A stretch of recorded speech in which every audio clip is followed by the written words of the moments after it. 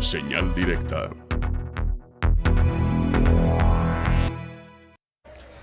Y aquí en el CUSEA nos da gusto saludar a la doctora Rosa Rojas, profesora investigadora de esta institución del CUSEA y responsable del programa de formación de la Cátedra UNESCO, Género, Liderazgo y Equidad. ¿Cómo está? Muy buenas tardes. Buenas tardes. A usted le tocó, doctora, justo toda esta transformación. Hace 25 años, pues buena parte de la planeación de la misma. Sí, en la época de rector Raúl Padilla López, yo me desempeñaba como directora de Planeación, Evaluación y Desarrollo. En ese contexto me tocó, junto con un equipo de colaboradores de la dirección, trabajar sobre lo que fue el diagnóstico de cómo estaba la universidad en ese momento, de cómo serían las pautas de su transformación, sobre qué elementos deberíamos de trabajar, y se diseñó una primera propuesta que tenía como base la iniciativa del licenciado Raúl Padilla, desde que él estaba en la Dirección de Investigación Científica y Superación Académica. Es decir, no fue a partir de 1989 que iniciamos el diseño de la red, sino que 2 años antes ya habíamos empezado los trabajos de formulación de diagnósticos, de ver esa idea que era muy importante de transformar a la universidad, qué formas podría revestir. Y así fue como ya en 1989 ya teníamos muy preciso que podríamos pasar a ser una red de centros universitarios.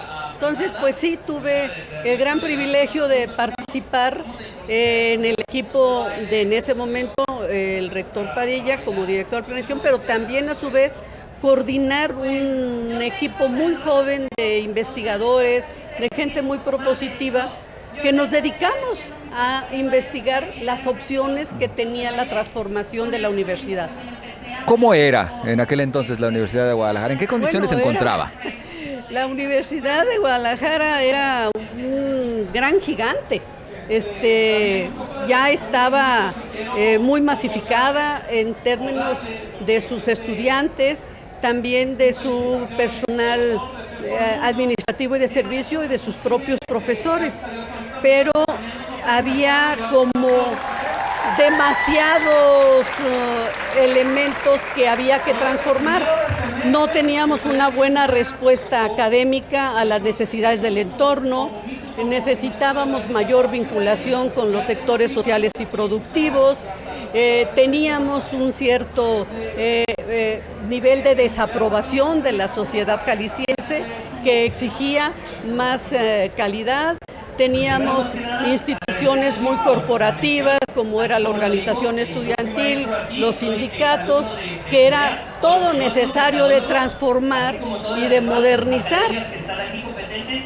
Fue una idea muy buena pasar de ese gigantismo de la Universidad de Guadalajara a un modelo de red, y fue importantísimo que frente a las políticas de la Secretaría de Educación Pública, políticas sumamente modernizantes ya en este esquema de las políticas neoliberales, entrar pero con un modelo propio. Claro. Desde la universidad, desde los intereses de la universidad, hacer un planteamiento de nuestro desarrollo, y eso creo que fue una de las características más importantes de la reforma en la Universidad de Guadalajara. Teníamos muchos ejes, 7 ejes, ¿no?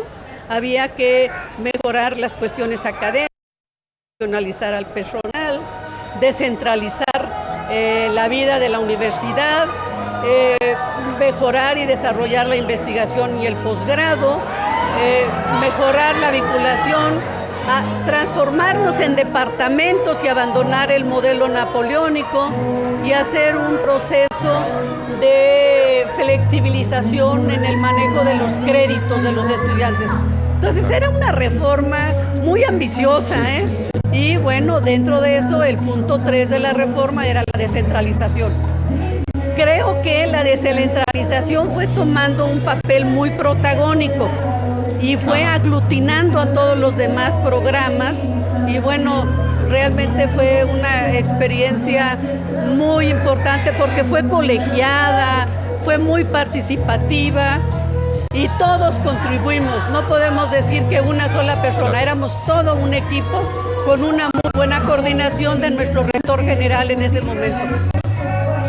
Sé que esta pregunta que le haré ya se la plantea inclusive el actual rector general de la Universidad de Guadalajara, el doctor Ricardo Villanueva, en el sentido de, a 25 años, ¿ahora qué se debe hacer? ¿Cuáles son los nuevos retos? ¿Qué le falta a la universidad? Sí, es muy importante ver que el modelo de red universitaria es un modelo de cambio organizacional, administrativo y fue muy importante. Pero lo que no hizo la red universitaria y la reforma en esa época fue entrar a modificar de raíz la manera en cómo transmitimos el conocimiento, la manera en cómo impulsamos y desarrollamos también la investigación.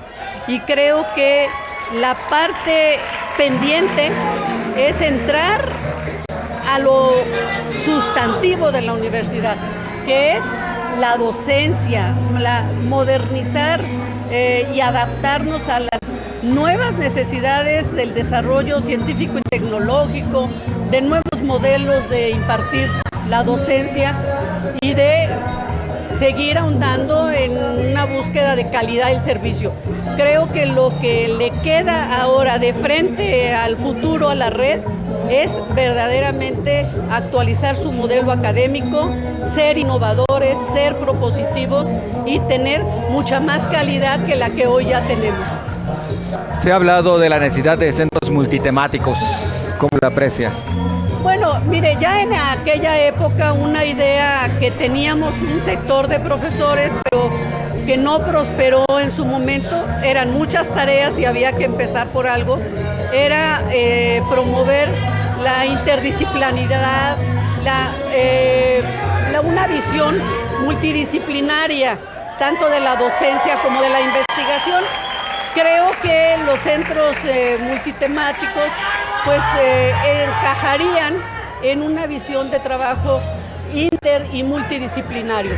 Creo que es una idea que requiere ser analizada con profundidad, establecer cuáles serán los cauces y bueno, invitar a toda la comunidad académica a que participe y a que dé su opinión, porque finalmente estos procesos deben de ser compartidos y deben de ver de cara al futuro.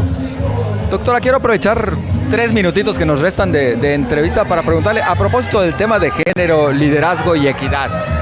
Vemos que vivimos tiempos complicados, vemos cómo la violencia en contra de la mujer, bueno, pues sigue latente, inclusive creciente, pese a que se supone somos una sociedad más moderna y más consciente. Sí.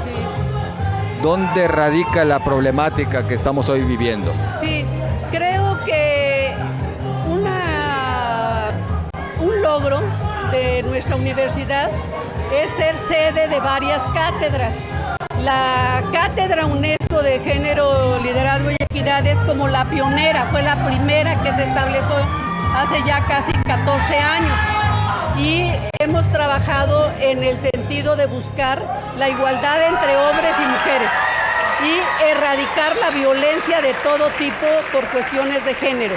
Pero en el ámbito de la universidad hay mucho por hacer porque hay violencia, hay exclusión, hay acoso y necesitamos políticas de la universidad muy comprometidas para realmente establecer un clima de igualdad entre hombres y mujeres y de erradicación, aunque es como muy utópico decir erradicar, pero sí contribuir a disminuir brechas de género y a abatir los problemas que tenemos de acoso y hostigamiento que se dan desafortunadamente en nuestra institución.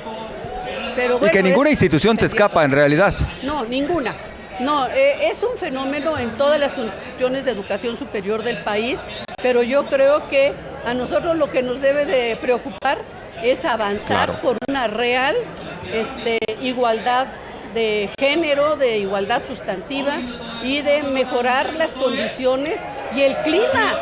El clima debe ser cero tolerancia a la violencia de todo tipo, desde el acoso hasta la violencia política y la exclusión, porque en la universidad todavía tenemos excluidas de los ámbitos de decisión universitaria a la mayoría de las mujeres. Entonces tenemos que buscar paridad en el Consejo General Universitario, en los consejos de centro, en la representación de las funcionarias en los centros universitarios, de las rectoras y de la administración general de la universidad. Todavía tenemos muchas tareas por las cuales trabajar en ese Coincidimos, en definitiva. Doctora, muchísimas gracias por esta charla con nuestro público de Señal Informativa. Muy amable. Contenta de estos 25 años, es un logro de todos. Por supuesto que sí, muchas gracias, muy amable. Vamos rapidísimo una pausa, regresamos, hay más aquí en Señal Informativa. Ya regresaremos también para platicar con el presidente municipal de Zapopan, Pablo Lemus Navarro, que ya nos acompaña.